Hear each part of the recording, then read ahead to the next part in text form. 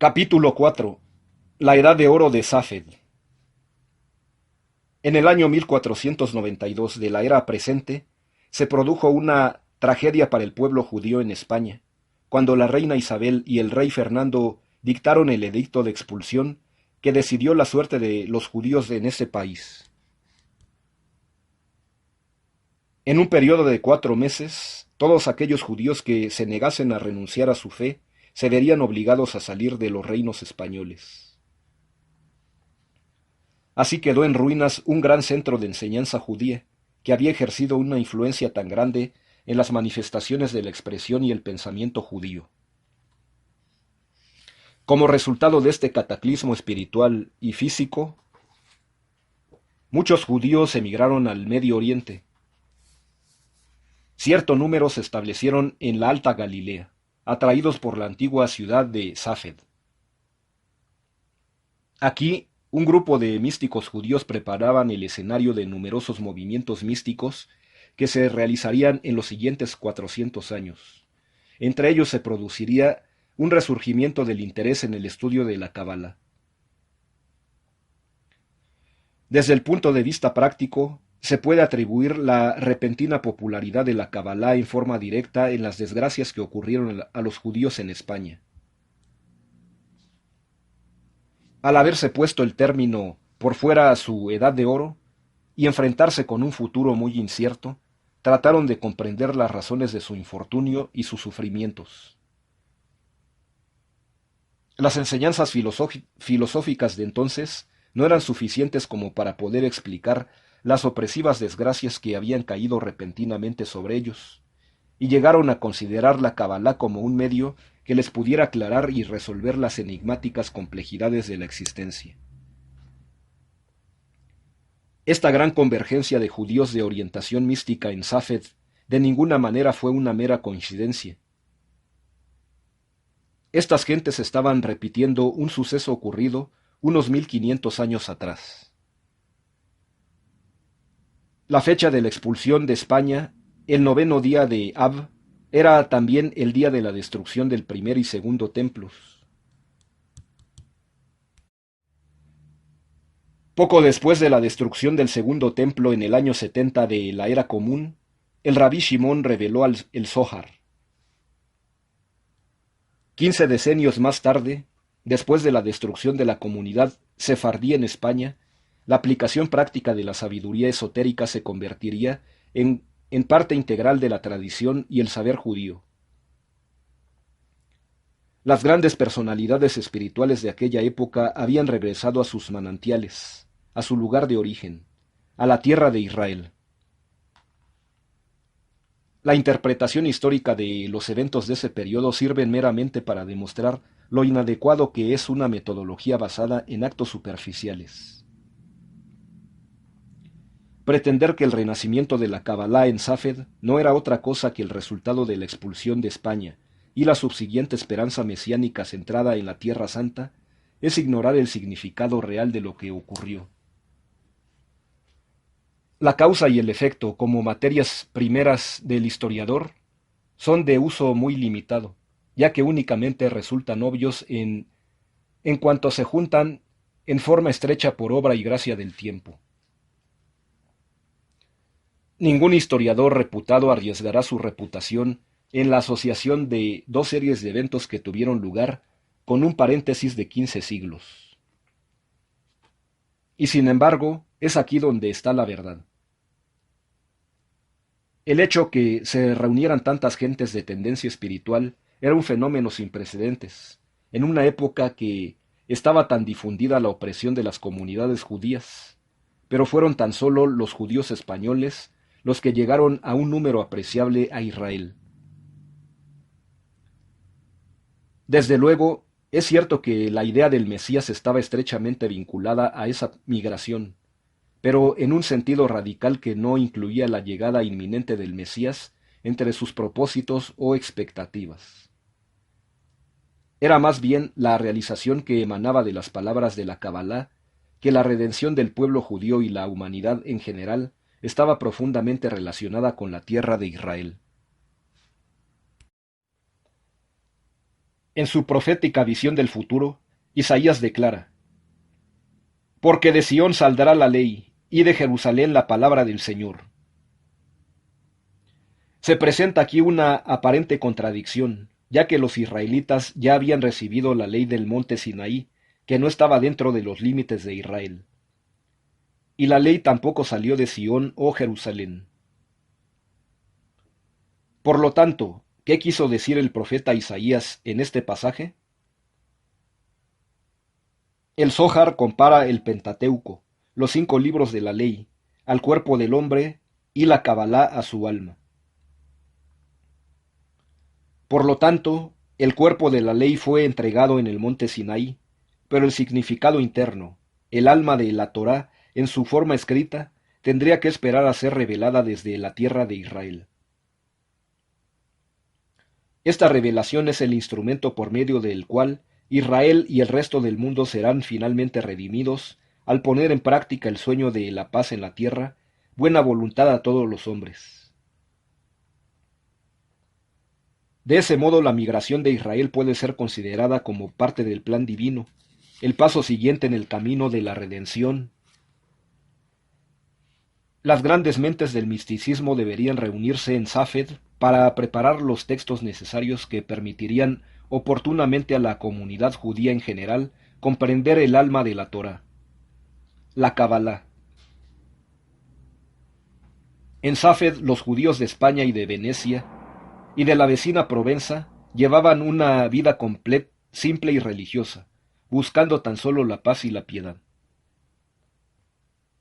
Con la interpretación del Rabí Shimón sobre el verdadero significado de la Torá como su cimiento, la Kabbalah floreció como nunca había florecido. Esta influencia se hizo sentir con mayor fuerza en las escuelas de los rabinos Moisés Cordoveo e Isaac Luria, que fueron 2 de los centros más importantes de estudio de Safed del siglo XVI. A medida que la comunidad sefardí se dispersaba, el estudio de la Kabbalah se extendió a Italia y Turquía. En Salónica, que era entonces parte de Turquía, Salomón Alcábetz, 1505 a 1584, el compositor del himno sabático, Lejá Dodi, esto es, ven, mi amado, estableció un centro para la enseñanza de la Kabbalah. Pero poco después, él también llegó a Safed para tomar parte de ese gran proceso de revitalizar la Torá que tenía lugar allá. Los cabalistas de Safed realizaron un esfuerzo concienzudo para preparar y preservar toda la Torá, con sus principios y leyes fundamentales, al extenderla de modo que se pudiera ver la relevancia de todos los aspectos de la vida. Desenvolviéndose de la estructura del judaísmo rabínico tradicional, aspiraron a presentar una experiencia religiosa que proporcionaría a sus partidarios la energía suficiente para cumplir las demandas de la vida diaria. Muchas de las prácticas del judaísmo, tales como las 3 fiestas de peregrinaje, así como las leyes y los ritos relacionados con el estilo de vida agrario, se habían convertido en obsoletos para los judíos de Israel y de la diáspora luego de la destrucción del segundo templo. La supervivencia del judaísmo como un sistema religioso vivo dependía de la capacidad de la Torá de mejorar la vida de los judíos de muchos ambientes culturales diferentes entre sí. El rabí Moisés Cordoveo fue atraído, como por una sed, hacia la sabiduría de la Kabbalah en 1522. Estudió en Safed con el rabí Salomón Alcábetz, con cuya hermana se casó. Demostró ser un talentoso maestro y escritor, que compuso el primer comentario extenso sobre el Zohar, Or Yakar, la luz exaltada. El manuscrito, obtenido en micropelícula de la Biblioteca del Vaticano, ya ha engendrado muchos volúmenes con enseñanzas inestimables. Entre sus demás obras principales se pueden citar Or Neerav, Shur Komá, Tomer Deborah y Pardes Rimonim. El rabí Isaac Luria, el Ari Hakodesh o Santo León, nació en 1534 en Jerusalén. Según la leyenda, el profeta Elías apareció en su ceremonia de circuncisión para desempeñarse como Sandak o padrino, y le dijo a su padre que tuviera mucho cuidado del niño, puesto que sería la fuente de una luz exaltada. Después del fallecimiento de su padre, su madre, que era de ascendencia sefardí, lo llevó al hogar de su hermano Mordejai Francis, un hombre rico y respetado de la comunidad judía de El Cairo. En Egipto estudió con los famosos rabinos Bezalel y David Simra, el Radbaz. A los 17 años se casó con una de sus primas. El Ari ya era una autoridad talmúdica antes de cumplir los 20 años, y pronto dominó todos los conocimientos que sus mentores podían ofrecerle. Fue entonces que descubrió el Zohar, y vivió como un anacoreta en un lugar remoto a orillas del Nilo durante 13 años, mientras que estudiaba los secretos de la Cábala. En 1569 se estableció en Safed, en donde estudió con Moisés Cordoveo hasta que se convirtió en un maestro por su propio derecho, con un círculo de devotos discípulos. El Ari desarrolló un nuevo sistema para comprender los misterios del Zohar, denominado el método luriánico. Se concentra en las 10 sefirot o emanaciones luminosas, y arroja nueva luz en la sabiduría oculta de la Cábala.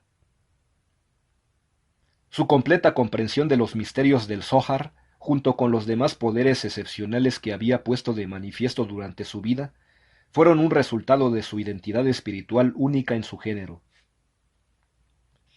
Su estudiante, Hayim Vital, cuenta el siguiente relato. Un día fui con mi maestro, el Ari, al lugar en donde se había reunido el Rabí Shimón y sus discípulos que habían creado la gran asamblea. Al costado oriental del sendero había una piedra que tenía 2 grandes hendiduras. La hendidura septentrional era el sitio en donde el Rabí Shimón se había sentado, y el meridional había tomado asiento el Rabí Abba. En un árbol cercano, frente a esas 2 grietas, se sentaba el Rabí Elazar. El propio Ari se acomodó dentro de la hendidura septentrional, como el Rabí Shimón lo había hecho antes que él, y yo me senté en la meridional, sin saber que era el asiento del Rabí Abba. Fue sólo después de este encuentro que mi maestro me explicó el significado de lo que había tenido lugar. Ahora sé lo que tenía en mente cuando me dijo que yo contenía la chispa de uno de los miembros de la Hidra, o Asamblea.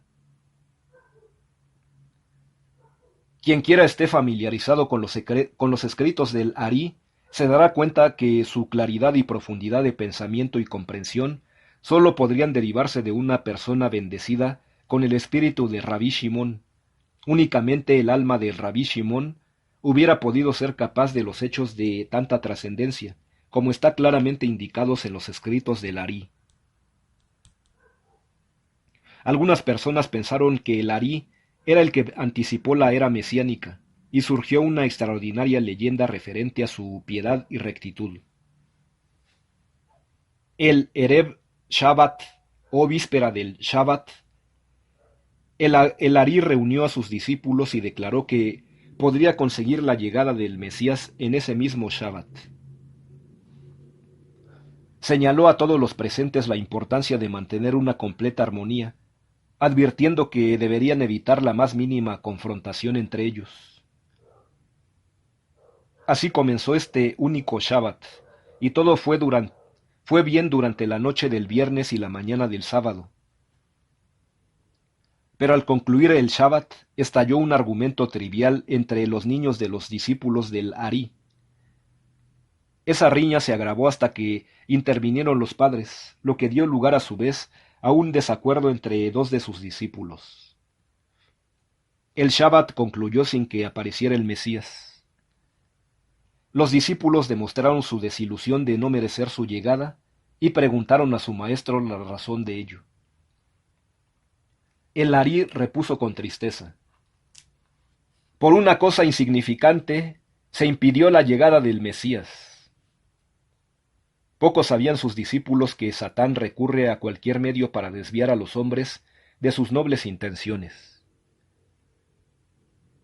Coincidiendo también que los discípulos tenían plena conciencia de la importante misión de mantener la armonía entre ellos, eligió un enfoque encubierto e insospechado para lograr su propósito de sembrar la desunión. Por lo tanto, concluyó diciendo el Ari: la llegada del Mesías no implica que debamos esperar que algún individuo llegue montado sobre un asno blanco y pase a través de la puerta de misericordia en el muro oriental de la ciudad de Jerusalén. Más bien, el Mesías es la presencia de buena voluntad hacia los hombres y la paz en la tierra, como lo indica el versículo. Morará el lobo con el cordero, y el tigre con el cabrito se acostará. Isaías 11:6. El Mesías no es otra cosa que el símbolo de la armonía mundial. Al escuchar esto, los discípulos se fueron cabizbajos. En otra ocasión el Ari reunió a sus discípulos para ir juntos a Jerusalén a fin de pasar el Shabbat allí. Cuando escucharon ese propósito se quedaron perplejos y asombrados, y preguntaron a su maestro cómo podía contemplar y emprender ese largo viaje si la llegada del Shabbat era tan solo cuestión de minutos. Sonriendo el Ari respondió: los elementos del tiempo, el espacio y el movimiento son tan solo la expresión de las limitaciones impuestas por el cuerpo físico sobre el alma. Pero cuando el alma llega a dominar el cuerpo, estos factores limitadores cesan de existir.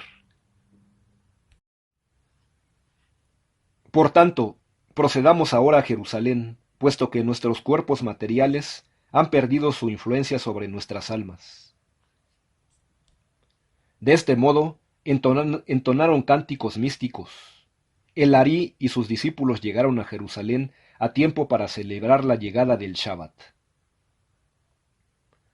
A la edad de 38 años, en el quinto día del Ab de 1572, el Ari completó su tarea en el mundo y ascendió al lugar que le esperaba en el jardín del Edén. Al discípulo que le merecía su mayor confianza y favor, Hayim Vital, y al hijo de este último, Shmuel Vital, confió la tarea de escribir sus pensamientos y enseñanzas como un documento para la posteridad sobre la edad de oro de la Kabbalah en Safed. Estos dos dedicados alumnos sintetizaron de la mejor manera posible los hechos y la sabiduría de su maestro, componiendo los volúmenes que ahora consideramos como los escritos del Ari. Hayim Vital se convirtió en una figura legendaria y una fuente de sabiduría para los cabalistas posteriores, que ya podían referirse a una obra literaria concisa y clara, en la que aparecía el contenido hasta entonces oscuro y recóndito de la obra central de la literatura cabalística, el Zohar. La facultad de la razón humana ha alejado a mucha gente de los dogmas básicos de la Torá, debido en gran modo a la dificultad de aceptar como verdades intrínsecas aquellas enseñanzas que se basan en una comprensión literal de la ley. Un objetivo primordial del comentario del Ari es que la verdad ha de ser presentada en una forma lógica y consecutiva. El sistema ideado por el Rabí Shimon no fue inmediatamente aparente a los estudiantes y entendidos de la Kabbalah, lo que dio lugar a que algunos de ellos pretendieran que el conocimiento del libro del esplendor era irracional e ilógico. Los escritos del Ari, sin embargo, refutan completamente una tal pretensión, en el hecho de que representan un comentario del Zohar que puede ser tanto captado por el intelecto como percibido por los sentidos. En donde expresiones ambiguas y figurativas y relatos que aparecen ser inconscientes de la Torá dejan una impresión de estar fuera de lugar, Los escritos advierten al lector de tener cuidado de interpretaciones literales. En algunos aspectos de la Torá parecen contradecir el sentido común. El Ari nos recuerda que las metáforas de la ley tuvieron originalmente la intención de permitir tan solo a las personas que carecían de educación comprenderla en la mejor manera posible. Pero para el erudito, estos relatos le ofrecerán una interpretación más profunda. Las propias parábolas no son de gran valor hasta que no se capta su significado interior, su significado tan sublime, por medio del estudio de la Cábala. Ya hemos visto que los accidentes de la historia que reunieron las grandes mentes de la Cábala en Safed fueron, de hecho, parte integral del designio eterno que conduce a la eventual redención del género humano. La presencia de Hayim y Shmuel Vital constituyó parte de este desenvolvimiento, y ello queda demostrado por su infalible comprensión de un enorme acopio de sublime erudición cabalística. Presentaron conceptos que no podían ser percibidos por los cinco sentidos e identificaron verdades que no podían ser captadas por medio del ejercicio de la lógica o la imaginación.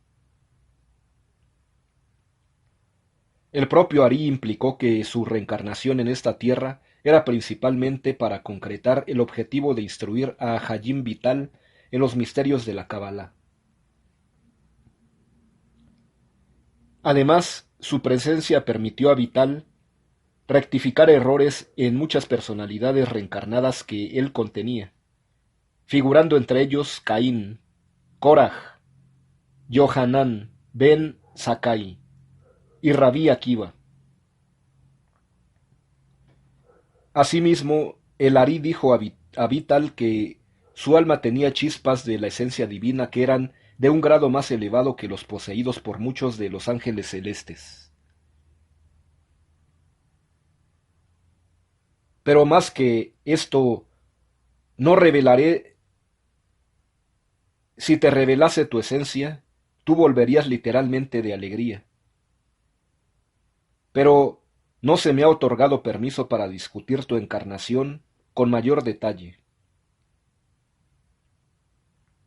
Un viernes por la noche, Moisés al-Shikij, la más importante autoridad en oratoria sagrada del siglo XVI, fue el Ari y le preguntó por qué razón debía recibir las enseñanzas del Ari tan solo por intermedio de Hayim Vital, que era mucho más joven. A ello repuso el Ari: he regresado a este mundo para la sola finalidad de enseñar a Hayim Vital, ya que ningún otro estudiante es capaz de aprender siquiera una sola letra de mí.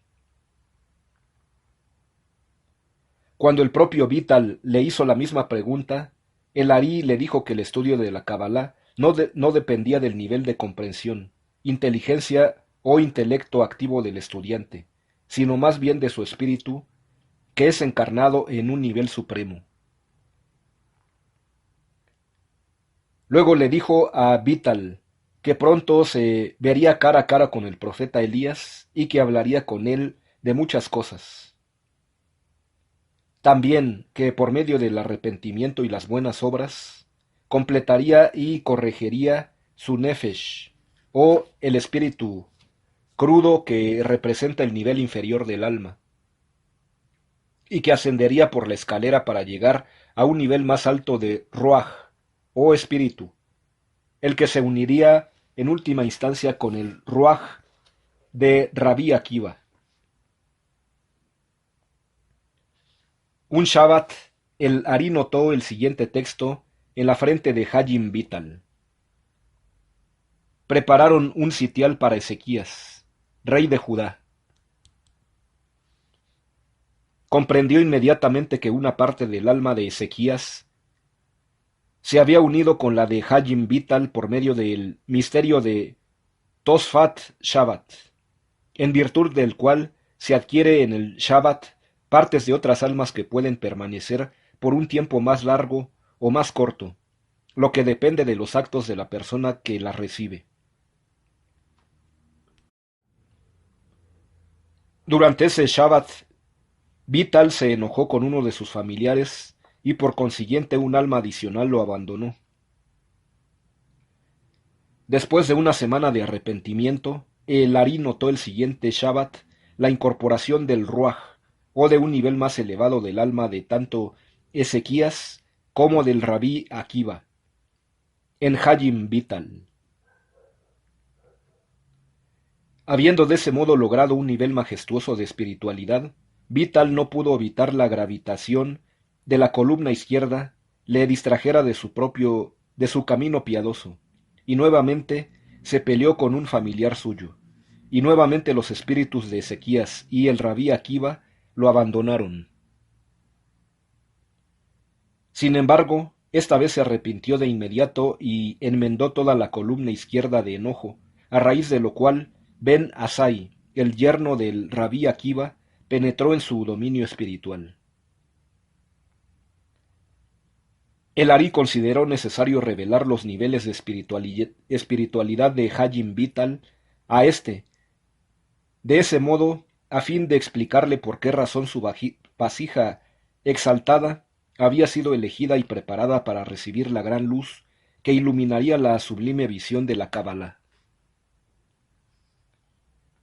Un día Vital preguntó al Ari: ¿cómo puedes decir que mi alma es tan elevada, cuando es bien conocido el hecho que incluso los menos piadosos de las generaciones anteriores tenían un grado tan alto de elevación, que no puedo jamás aspirar a llegar a su nivel com- comparativamente bajo de espiritualidad? A ello repuso el Ari: los niveles de espiritualidad no dependen de los actos del hombre o del alma encarnada, tan solo, sino que están relacionados con el nivel de la generación en cuyo seno se encuentra. Así, un hecho menor en nuestra generación puede ser comparado a actos mucho mayores realizados en generaciones previas, en razón de la severidad y la dominación de las clipot, o las cáscaras, o vasijas de la maldad. En el mundo actual. Por lo tanto, si hubiese vivido en una época anterior, estos mismos actos tuyos hubieran sido superiores a los más piadosos de aquella generación. Esto es similar a lo que se ha dicho en relación con Noé, que era un varón justo en su perversa generación. Génesis 6:9. Si hubiera vivido en una generación de hombres justos, sin duda alguna hubiese sido una persona más proba. Por consiguiente, no debes sentirte sorprendido o confuso sobre tu exaltado nivel espiritual. En otra ocasión, cuando Vital imploró a Lari que le dijera por qué no dedicaba su tiempo valioso a eruditos más eminentes como Joseph Caro, el Radbaz, el maestro de Lari o Al-Sheikh, contestó a Lari: ¿es que realmente te necesito? ¿Obtengo algún beneficio de mi asociación contigo? Todo por el contrario. Tu extrema juventud comparada con estos eruditos que has mencionado tendría que justificar una relación más estrecha con ellos, de modo que mi reputación se viese favorecida.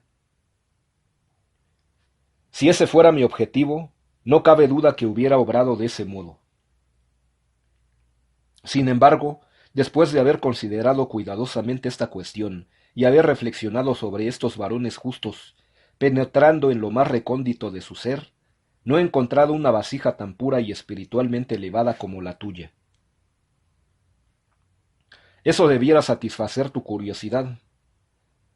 No tengo la intención de revelar los secretos de esos hombres, y tú deberías más bien regocijarte en la parte que te cabe del reino espiritual. Así fue que Hayim Vital y su hijo Shmuel trabajaron juntos para redactar los escritos del Ari.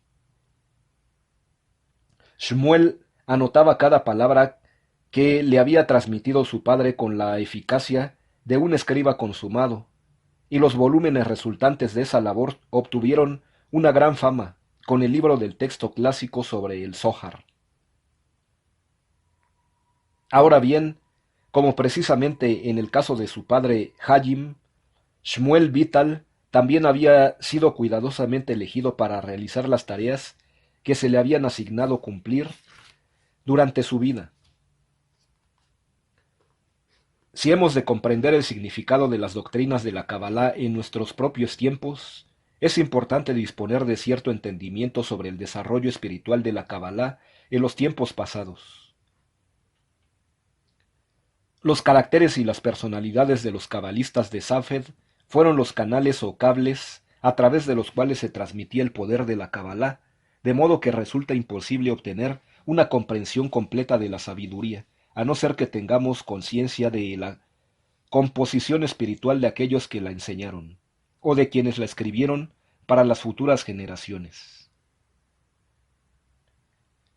Ello se ha hecho posible gracias a las sublimes enseñanzas del Rabí Shimon, que fueron desarrolladas y elaboradas posteriormente por el Ari en cuanto se refiere a la transmigración del alma. En el Sefer Han-Gumlin, o el libro de las transmigraciones, el Ari describe los sucesos que condujeron al exilio y la migración del alma de Shmuel Vital y su significado en relación con la misión que se le asignó durante su vida en la tierra. Según el Ari, existían afinidades especiales entre Hayim Vital y su hijo. La primera esposa de Hayim era una reencarnación de Kalba Shebua y el suegro de Rabí Akiva, y ya que su alma se había originado en un varón, no podía tener hijos. Como el Ari explicó, y Haná morirá, y tú, Hayim, volverás a casarte cuando tu nefesh, o el aspecto inferior del alma, sea corregido, y entrarás en el segundo nivel de la escalera espiritual que es el Ruach. Cuando tu nefesh haya envuelto el de Rabí Akiva, tu Ruach se habrá unido al de él, y sólo entonces se te permitirá casarte con tu verdadera alma cónyuge. Ella estará ubicada en el mismo plano espiritual que el alma cónyuge del Rabí Akiva, ya que tu alma y la de Rabí Akiva estarán realmente unidos en los niveles del Nefesh y Ruach. Entonces te desposarás con la hija Rachel de Kalba Shebua, y serán bendecidos con un hijo a quien llamarás Shmuel. Hasta aquí resulta claro que los antecedentes espirituales de Shmuel Vital eran de la índole más peregrina. Sin embargo, aún no hay indicación alguna del por qué fue elegido para la tarea específica de inscribir las enseñanzas del Ari, del modo como se las transmitió su padre. Para obtener esa información, debemos recurrir al propio Hayim Vital. Un día Hayim Vital reveló a su hijo que era una reencarnación del Rabí Meir, el celebrado Tanaíta. Más tarde, Shmuel tuvo un sueño en el que el propio rabino le dijo lo mismo. En la Mishnah se dice que Rabí Meir era el primer escriba de su generación. El Rabí Yosef Vital, abuelo de Hayim Vital, quien asimismo fue un notable escriba, también fue bendecido con una chispa del alma de Rabí Meir. Hayim Vital afirma que su abuelo fue uno de los mayores escribas que existieron en el mundo. El Ari me dijo, afirmó su hijo, que en una época la mitad del mundo recibía su alimentación espiritual gracias a los méritos de nuestro abuelo, en razón de la precisión y la fidelidad con las que, en su posición como escriba, preparó la porción escrita de Tefilim. Tú, Mi hijo también ha sido reencarnado con esa chispa, y esta es la razón por la cual ha sido capaz de inscribir las palabras del Ari con tanta precisión. Shmuel Vital era la persona idealmente indicada para cumplir esa tarea, como efectivamente lo era su padre Hayim Vital y su maestro, el Ari. Por medio de la vasija espiritual de Shmuel, el mundo estaba preparado para entrar en la era mesiánica, completamente equipado con todo el material y el saber necesarios para llevar a cabo la labor que ello requería. Sin embargo, no obstante el hecho de que ya se disponía ahora de un comentario completo sobre el Zohar, las metáforas y el conjunto de imágenes intercaladas eran comprendidas tan solo por unos pocos escogidos. Si bien es cierto afirmar que el sistema luriánico proporciona los antecedentes necesarios para comprender plena y ampliamente el Zohar, no deja de ser un enigma el hecho que Hayim Vital haya ignorado casi totalmente los comentarios del cabalista maestro Moisés Cordoveo, el mentor del Ari. La leyenda relata que la razón de ello reside en el sueño que tuvo una vez Hayim Vital, en el que se apareció Moisés Cordoveo y le dijo que, si bien tanto su sistema como el del Ari eran interpretaciones correctas del Zohar,